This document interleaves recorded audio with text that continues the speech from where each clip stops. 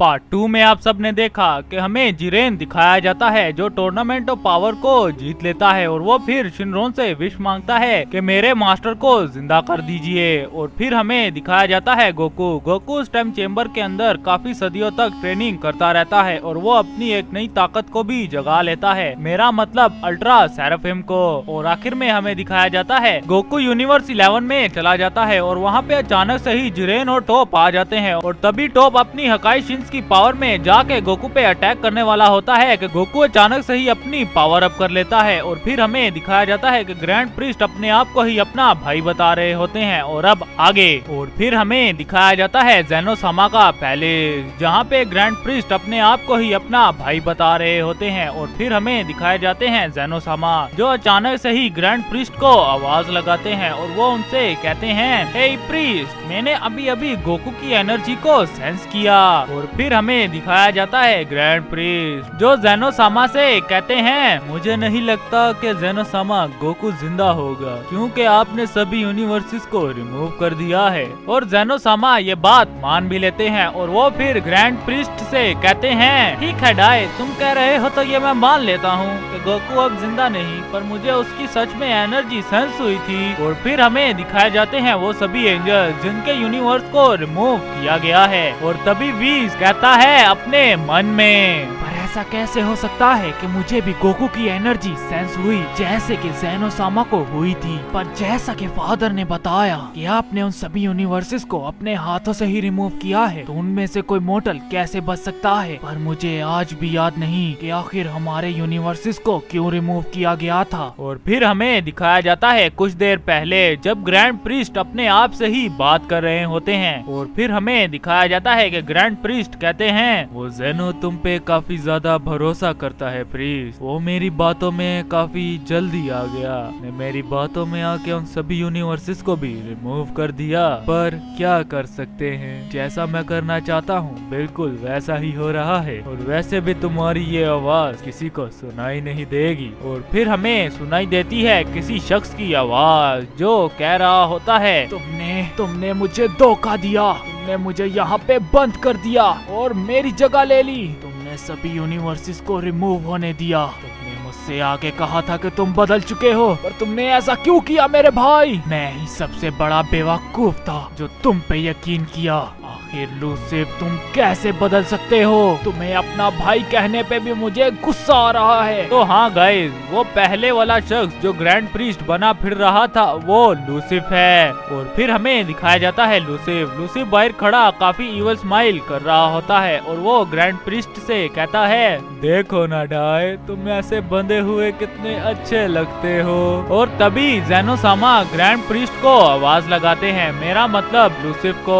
और फिर हमें दिखाया जाता है यूनिवर्स 11 जहाँ पे टॉप गोकू के ऊपर अटैक करने के लिए आ रहा होता है, लेकिन गोकू अपनी पावर अप करके अल्ट्रा फॉर्म में चला जाता है। और तभी गोकू टॉप को अपनी किसी एक टेक्निक से एग्जिस्टेंस से ही मिटा देता है, मेरा मतलब उसे आफ्टर लाइफ में भेज देता है। और हाँ गाइस, गोकू ने हकाई का यूज नहीं किया होता। और फिर हमें दिखाया जाता है जिरेन टॉप को वहाँ से अचानक से ही गायब होता देख काफी ज्यादा हैरान होता है और वो फिर गोकू से कहता है, बेवकूफ सैयद, आखिर तुमने टॉप को कहाँ भेज दिया, मुझे उसकी एनर्जी भी सेंस नहीं हो रही, आखिर तुमने टॉप के साथ क्या किया है। और तभी गोकू कहता है, मैंने उसे वहाँ पे भेज दिया है जहाँ पे वो जाना डिजर्व करता था। और तभी जिरेन कहता है, आखिर तुम्हारा मतलब क्या है, आखिर तुमने टॉप के साथ किया क्या। और गोकू काफी ज्यादा इंटेंस लुक करके जिरेन को बताता है, मैंने उसे मार दिया। और ये बात सुन के जिरेन काफी ज्यादा हैरान होता है और उसे उसके मास्टर की बात याद आना शुरू हो जाती है और वो कहता है, मास्टर ने बिल्कुल ठीक कहा था, किसी न किसी दिन कोई ऐसा आएगा जो मुझे मार देगा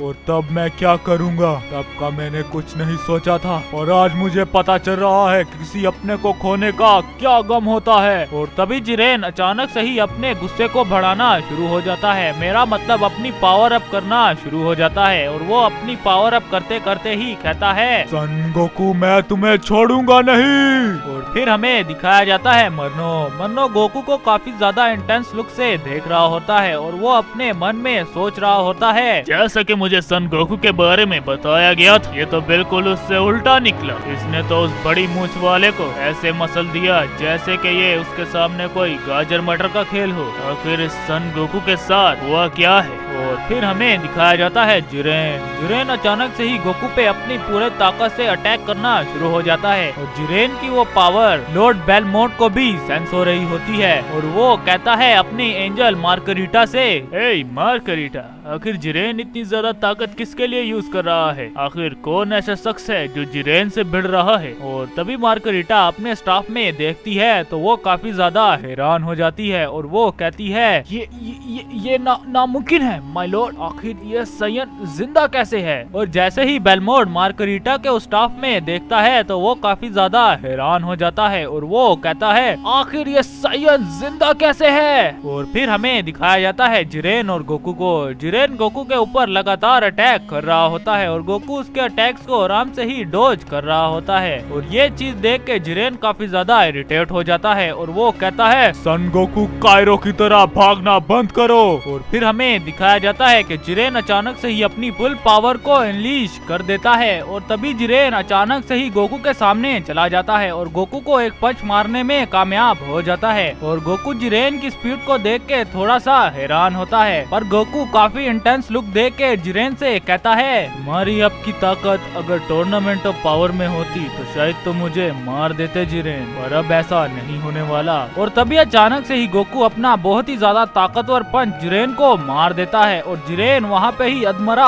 हो जाता है। और तभी अचानक से ही मरनो को किसी की आवाज आना शुरू हो जाती है और वो कहता है आखिर ये आवाज किसकी आ रही है मुझे? क्या ये वो हो सकते हैं? और उन्होंने तो मुझसे कहा था कि वो किसी इंटेंस सिचुएशन में ही मुझसे बात करेंगे और आखिर अब होने क्या वाला है? और फिर हमें सुनाई देती है उस शख्स की आवाज जो मरनो से बात करने वाला होता है और तभी वो शख्स कहता है मरनो तुम्हें वहाँ से जल्दी निकलना होगा इससे पहले कि उस यूनिवर्स का डिस्ट्रॉयर और एंजल आ जाएं। मैं ये तुमसे कहना नहीं चाहता था पर अपनी बहन को ढूंढो क्योंकि वही है जो इन सबको उसके कंट्रोल से बाहर निकाल सकती है। और मरनो ये बात समझ जाता है कि अब उसे यहाँ पे क्या करना है और मरनो अचानक से ही गोकू के पीछे चला जाता है और वो उससे जाके कहता है सायन गोकू अब हमें यहाँ से चलना चाहिए इससे पहले कि यहाँ का डिस्ट्रॉयर यहाँ पे आ जाए। और गोकू मरनो से कहता है आखिर अब तुम मुझे कहाँ पे लेके जाना चाहते हो? रुको, मुझे उस जिरेन को अपनी थोड़ी एनर्जी देने दो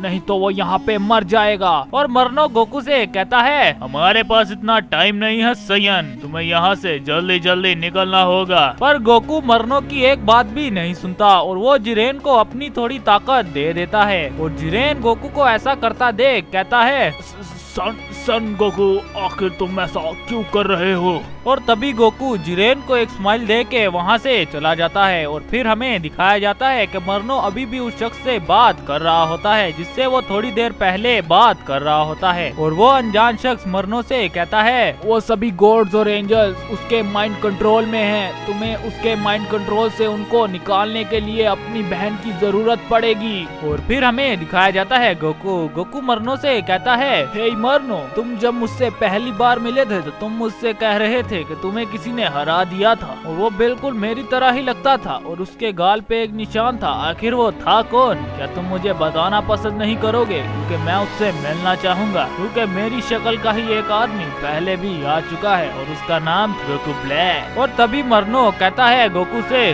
सायन अपनी प्राइड को इतना ज्यादा कमजोर मत समझो, वो काफी ज्यादा ताकतवर है। और गोकू जैसे ही प्राइड का सुनता है तो उसे अपने पुराने दोस्त वेजिटा की याद आना शुरू हो जाती है और वो फिर मरनो से कहता है तुम्हारी उस बात की वजह से मुझे मेरा पुराना दोस्त याद आ गया, वो बिल्कुल ऐसा कहा करता था। और गोकू वेजिटा की मिमिक्री करना शुरू हो जाता है और वो वेजिटा की आवाज में ही कहता है बेवकूफ के करो। और फिर हमें दिखाया जाता है लूसिफ ग्रैंड प्रीस्ट के पास आया होता है और वो उससे जाके कहता है हे डाई, तुम्हारा एक बेटा काफी ज्यादा होशियार बन रहा है। वो मेरे माइंड कंट्रोल से बाहर आना चाहता है। उसने ऐसा कर भी लिया है। थोड़ा सा तो वो मेरे माइंड कंट्रोल से बाहर आ चुका है। अब उसके साथ क्या किया जाए डाई, ये तुम ही मुझे बताओ ना। और तभी अचानक से ही लूसिफ वीस को अपने स्टाफ में ग्रैंड प्रीस्ट को दिखा देता है और ग्रैंड प्रीस्ट समझ जाता है कि वीस है वो जो उसके माइंड कंट्रोल को तोड़ सकता है। और ग्रैंड प्रीस्ट को जैसे ही ये पता चलता है तो वो काफी बड़ी स्माइल करते हैं। तो आखिर अब लूसिफ क्या करने वाला है? उसने तो सभी गॉड्स और एंजल्स को अपने माइंड कंट्रोल में फंसा के रखा हुआ है। और आखिर मरनो किससे बात कर रहा था? और आखिर मरनो की बहन कौन है? और आखिर मरनो गोकू को बताएगा उस शख्स के बारे में जिसके चेहरे के ऊपर एक निशान है? तो इन सब सवालों के जवाब आपको मिलेंगे मेरी अगले आने वाली वीडियो में। तो अगर आपने हमारे इस चैनल को सब्सक्राइब नहीं किया है तो प्लीज जरूर से सब्सक्राइब कर दें। वीडियो को लाइक भी जरूर से कर दें। मैं मिलूंगा आपको इससे अगली वीडियो में, तब तक के लिए बाय। एक तो लाइक और शेयर ठोक दीजिए महाकाल का, लाइक और शेयर ठोक दीजिए। पूरा साल मेहनत करता हूँ आपके लिए बेटा, ऐसा नहीं चलेगा, ऐसा नहीं चलेगा।